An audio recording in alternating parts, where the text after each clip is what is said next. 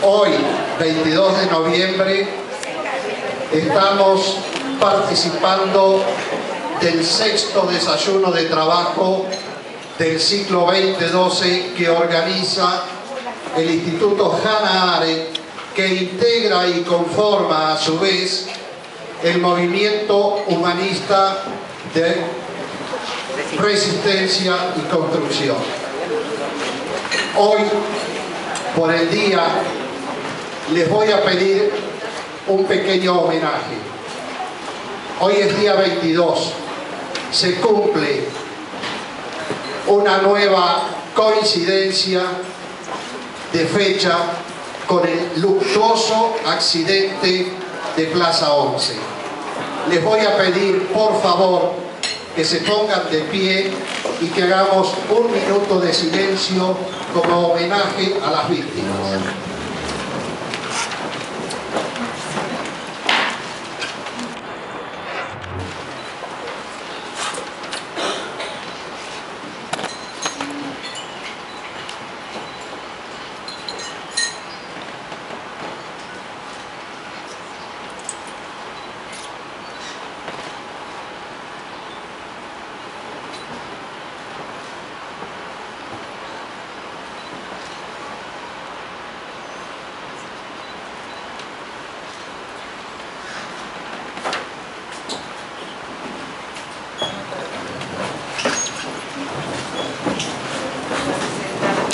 Muchas gracias.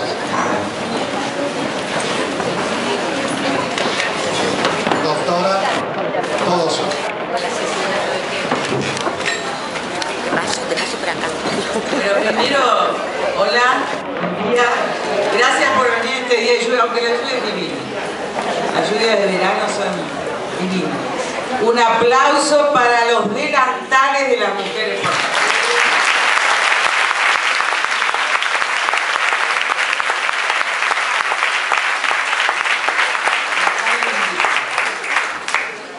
Agradecerles a todos ustedes y me pareció... ¿Se escucha bien esto, no? Sí. Mazo, ¿no? Yo también mazo.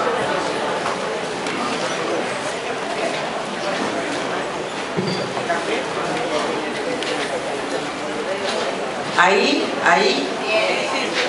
se escucha bien? Sí. Parece que hay que poner un poquito más fuerte. ¿No? Por la gente sorda que está de este lado.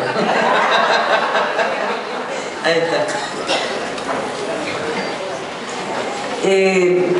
Hoy culmina el ciclo del Instituto Hannah Arendt y me parece que también en estos días se está culminando un ciclo que tuvo que ver con lo que nosotros vinimos desarrollando a lo largo del año y que tiende a demostrar de qué manera el pensamiento y la filosofía están ligados a la práctica. Toti, te invito como presidente del movimiento a sentarte conmigo.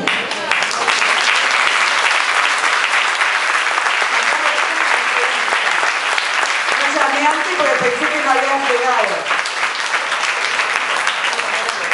Pensé que el responsable de Toti que no llegó. Hasta que lo vi ahí.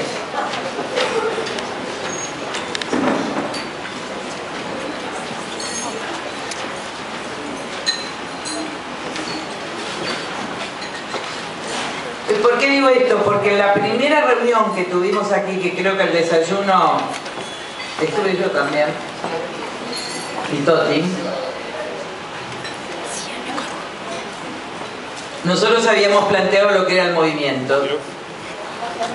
Lo que era el movimiento humanista de resistencia, de qué manera teníamos que propagar el tema humanista como salida no solo en el país, sino como nueva civilización. Habíamos planteado el tema de la resistencia, es decir, que frente a un diagnóstico de autoritarismo y antirrepública ya evidentes a principios de año, el único sujeto capaz de poner límites al poder iba a ser el pueblo y básicamente sus clases medias. Y que el propósito del movimiento humanista era justamente a través de la no violencia ir generando las condiciones de ese límite. Y bueno, la verdad es que terminar el año habiendo vivido todos juntos y además convocado por las redes sociales, entre ellas el movimiento humanista, terminar el ciclo habiendo visto millones de personas en las calles de manera no violenta, demuestra de qué manera cuando pensamos distinto podemos obrar distinto y cuando obramos distinto podemos ir cambiando la historia. Y esto, que es tan difícil de entender y que todo el mundo te mira como diciendo Carrió siempre es una idealista, demuestra de qué modo la filosofía práctica, la reflexión permanente, va generando estrategias, va sacando del inconsciente colectivo lo mejor, va poniendo orden donde había desorden, va poniendo paz donde había violencia. Y la verdad es que yo quiero pedir un caluroso aplauso para todos los que asistieron con el corazón en la mano y el cuerpo como testimonio a las maravillosas jornadas del 8M.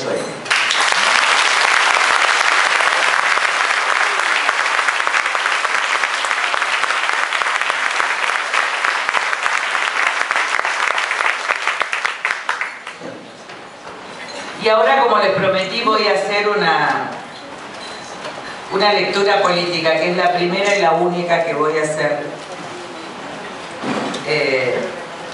de la coyuntura política, que es histórica, y de lo que uno como intuición política y análisis político como prognosis, mirando hacia adelante, no como bruja, sino utilizando las herramientas de la ciencia política que también anidan en mi cabeza, además de mi creencia en Dios.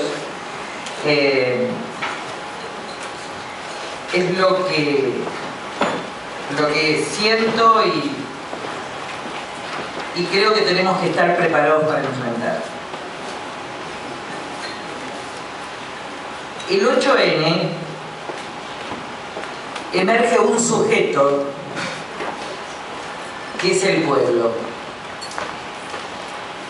Y por eso es muy importante que en ese sujeto pueblo no haya líderes. Porque la emergencia de un sujeto con líder es la emergencia de un líder que interpreta a un sujeto que todavía no puede ser interpretado, porque todavía no sabe bien todo lo que quiere. En consecuencia, la emergencia de este sujeto político que desapareció de la escena pública argentina el día de Felices Pascuas, para no volver casi por 20 y pico de años, es en realidad el emergente, y esto es interesante respecto del pasado, que es además ordenado porque es responsable, porque la organización no está a cargo de, sino que la organización y la marcha está a cargo de cada uno y a su vez del colectivo. El otro día estuvimos en la conferencia sobre Munier, no sé si está acá García Moritán, pero en el fondo es esto: estaba yo y estábamos todos. Yo digo, cuando digo yo, digo ustedes, ¿no? Cada uno se pregunta, estaba yo, estaba el tú, pero estaba el nosotros. Pero a partir de una responsabilidad que se iniciaba en el yo, es decir, en mi conciencia, de por qué estoy, De que por qué tengo que cuidar que la marcha sea no violenta, de por qué no tengo que tener ira, que fue casi el motivo de tantas charlas, de tantas visitas a casa que yo hice sobre todo el año, diciendo saquémonos la bronca, porque con bronca no se construye el futuro y no se tiene una estrategia inteligente. Y miren cómo la paz es profundamente más ordenadora, la no violencia, profundamente más ordenadora. Y esa paz quieta, San Agustín decía que la paz es la tranquilidad en el orden. Y si ustedes piensan, lo que había el 8N es tranquilidad en el orden. Entonces, aparte de ese aplauso, yo voy a pedir otro aplauso. Porque cuando esas cosas suceden en un kairos histórico, también es la prueba de cómo Dios obra en la historia. Yo pido que aplaudamos yo sé que no aplauden todos. Yo sé que no aplauden todos. Pero para poder entender la diferencia siempre entre una presencia o una ausencia, es claro ver la violencia y la no violencia. Ahora, cuando la paz del espíritu es tan profunda como la que yo vi, porque estaba en Callao y Santa Fe, perdón, en Paraná y Santa Fe, mirando como muchos de ustedes pasaban, uno sabe perfectamente por experiencia individual, por experiencia colectiva, por estudio de la historia, que hay algo más que se juega en los tiempos históricos de toda la humanidad. Como vimos en las clases cuando los atenienses ganan Maratón y Salamina, y en realidad ellos iban a morir para sostener la dignidad, y sin embargo obtienen la victoria, ellos que no creían en un solo Dios y que creían fundamentalmente en la razón, por la razón dijeron: esto no es obra nuestra. Entonces todos tenemos que tener la humildad también en algún momento de nuestras vidas de decir: somos servidores de una causa mayor, esto no es obra nuestra.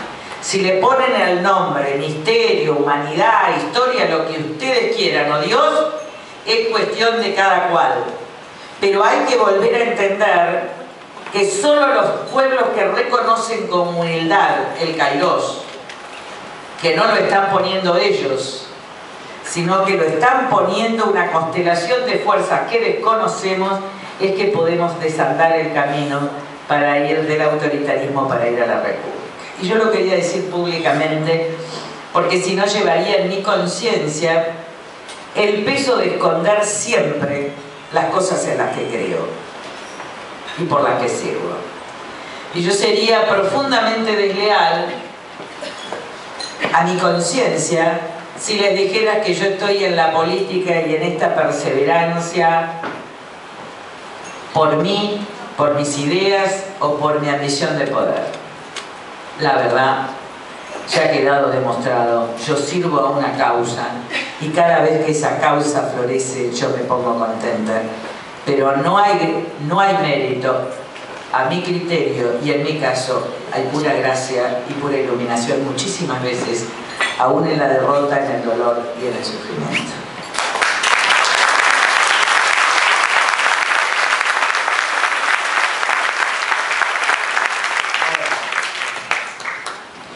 La emergencia de ese sujeto es para el presente, se instala en el presente en el medio de un sistema político corrupto y degradado y finalmente cómplice. Y no se coloca como sujeto solo frente al gobierno, se va colocando como sujeto que pone en jaque al mismo sistema. Porque empieza, por eso no hay líder, no es un líder opositor, aunque los encuestadores, vieron, ya están buscando líder para ofrecérselo a ese mercado. En realidad se está poniendo en cuestión un sistema Un sistema que implica un modo de relación con la justicia, que implica un modo de relación con el Congreso, que implica un modo de representación política y también un modelo de representación sindical. Es por eso que los grandes diarios ni mencionan ni ponen rostro a los chicos que desde las redes sociales convocaron a las marchas.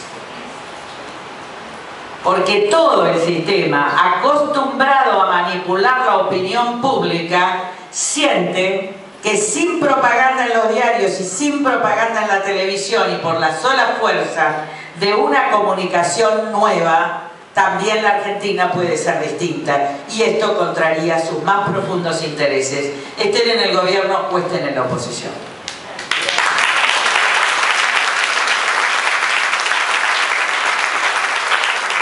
Ahora, todavía lo que no se sabe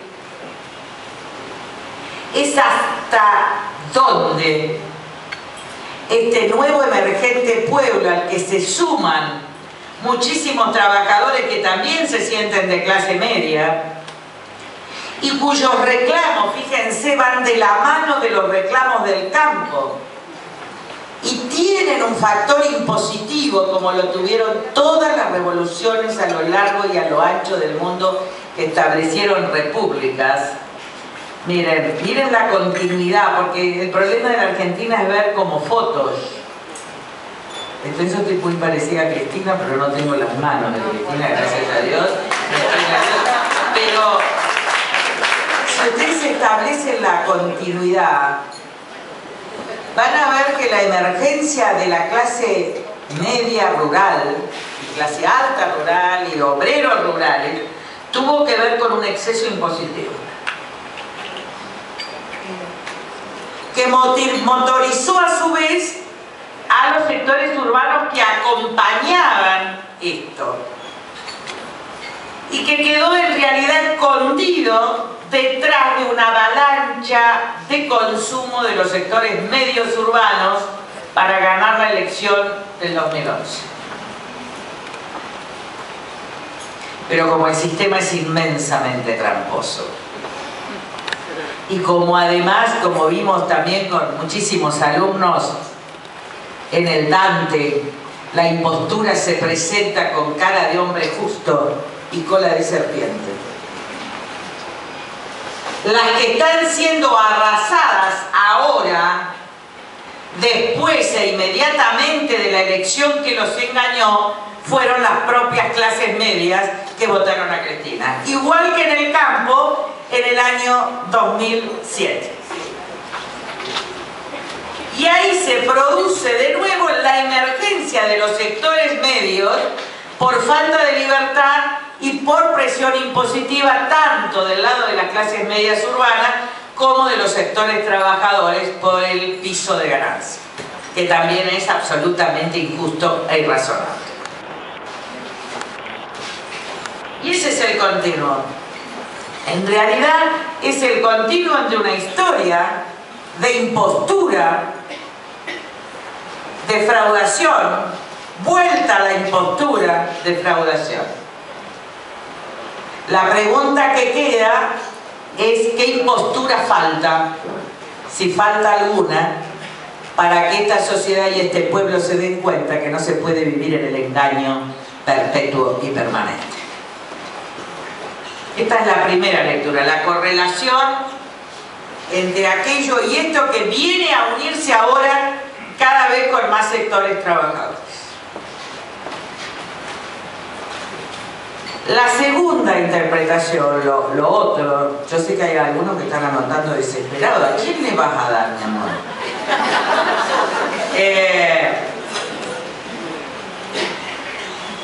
La segunda cuestión es que lo que yo creo que falta todavía es el piso de legitimidad de un sistema.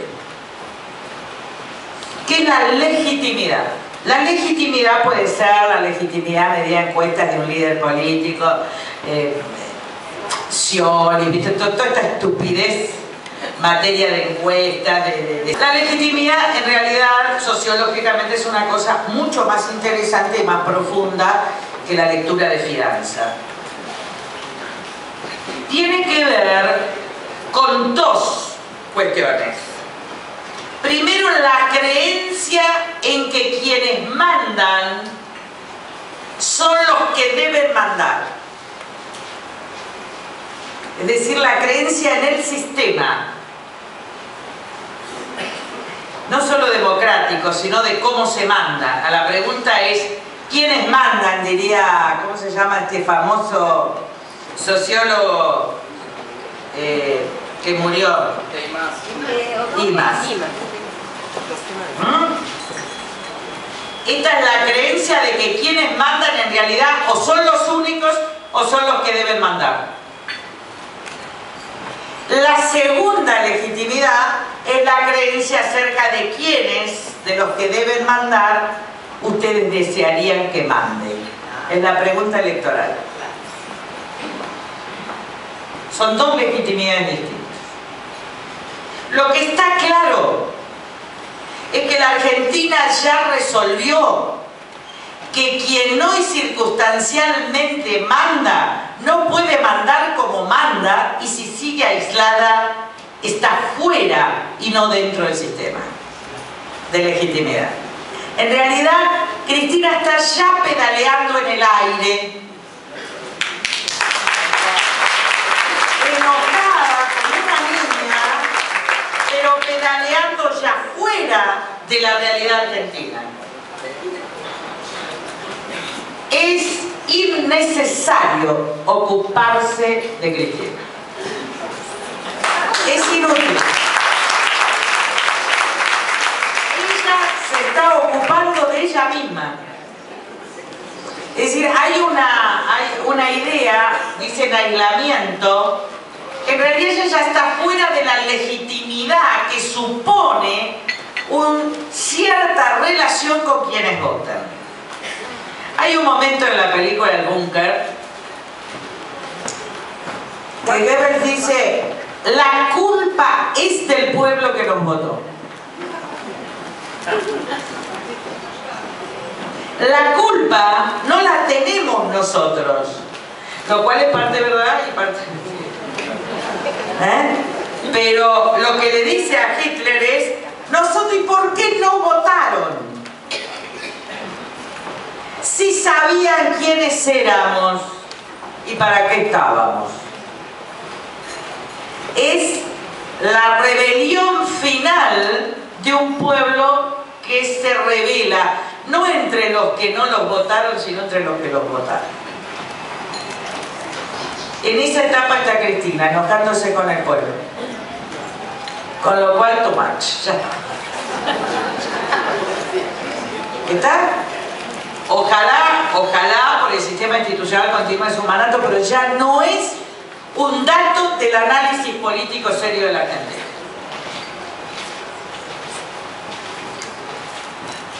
Primera cuestión. La segunda, lo que sí es un análisis, un dato de análisis serio, es que yo no creo que se haya roto la legitimidad del sistema, que la Argentina dice e insiste que solo un PJ puede gobernar.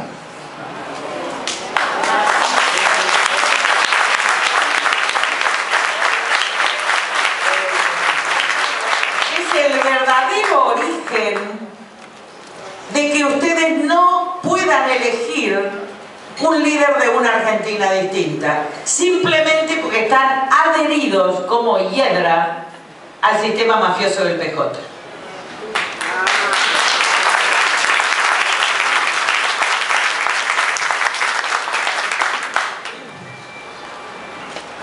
Tercera cuestión. ¿Qué puede hacer la realidad para cambiar esto, que es el problema? A ver, esto ya está. No estoy diciendo con eso nada, Estoy diciendo con eso que ya está la interna del PJ, que voy a analizarla ahora, que ya se declaró, que lo único que teme el PJ es no tener poder. y que lo rápido que se aleja de un derrotado, también otras fuerzas se alejan de los derrotados. El problema es que no saben cómo volver cuando empieza a recuperar.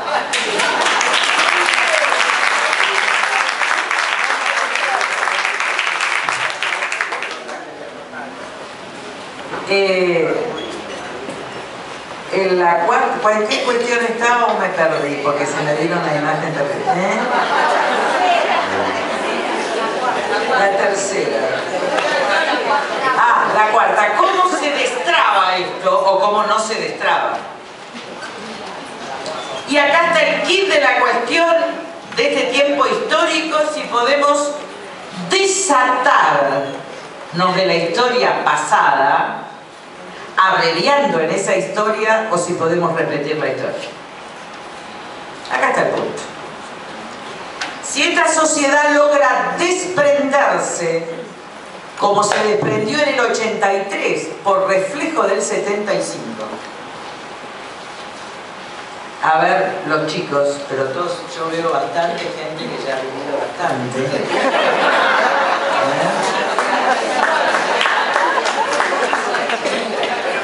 Pero para los digo, el 75 fue la imagen del desorden, como es la imagen esta. En parodia esta, porque antes había muchos muertos y ahora no hay, pero es la imagen.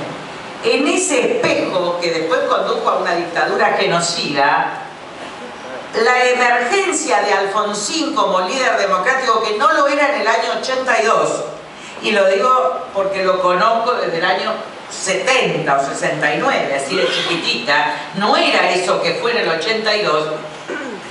En realidad, Alfonsín se agiganta en directa relación al recuerdo desmesurado del 75. Y ese recuerdo del desmesurado 75 lo simboliza Herminio Iglesias con el féretro. ¿Está claro? Y ahí se produce la emergencia de esto, que es la emergencia de un pueblo que quiere participar y ser ciudadano, y que el líder paternalista le dice: yo me hago cargo, en Felices Pascuas, y desaparece ese sujeto activo que se iba a convertir en ciudadano, para reaparecer recién ahora.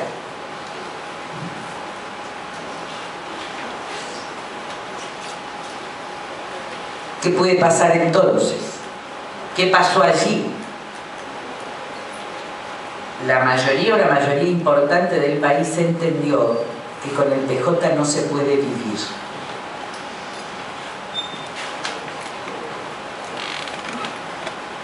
Y no estoy hablando de los peronistas, ¿se entiende o no? Pero yo hablo PJ, para que entiendan. Porque acá tengo un peronista al lado. Ahora cristiano, maravilloso. Se puede juntar con la judía peronista y quedan divinos los dos. Bueno, entonces, que la judía peronista es una cosa rarísima, una especie de institución, pero está, la tenemos.